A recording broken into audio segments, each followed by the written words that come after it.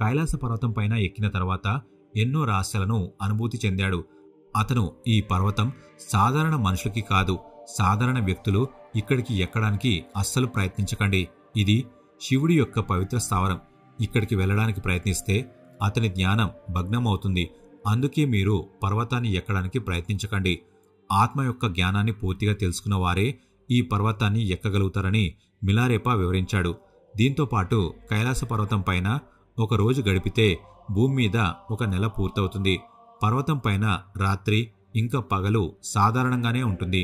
కానీ ఇక్కడ ఎలాంటి కిరణాలు పడతాయంటే సాధారణ మనుషులు ఇలాంటి వాతావరణంలో ఒక్కరోజు కూడా ఉండలేరు. ఒకవేళ ఉండడానికి ప్రయత్నించినా వాళ్ళ శరీరం పూర్తిగా కాలిపోతుంది. ఒక్క నెలలో ఎంత వేడి ఉత్పత్తి అవుతుందో ఒక్క రోజులోనే ఇక్కడ అంత వేడి ఉత్పత్తి అవుతుంది. సాధారణంగా మనం నెలలో 4 సార్లు గోర్లని కట్ చేసుకుంటూ ఉంటాం. కానీ ఇక్కడ మాత్రం ఒక్క రోజులోనే 4 సార్లు గోర్లని కట్ చేయాల్సి వస్తుంది. మిలారేపా పర్వతాన్ని ఎక్కిన తర్వాత కిందకి వచ్చి తన శిష్యులకి ఆత్మకి సంబంధించిన జ్ఞానం ఇంకా తపస్సుకు సంబంధించిన జ్ఞానాన్ని కూడా చెప్పాడు. ఆత్మకి సంబంధించిన పూర్తి జ్ఞానాన్ని కూడా ప్రసాదించాడు.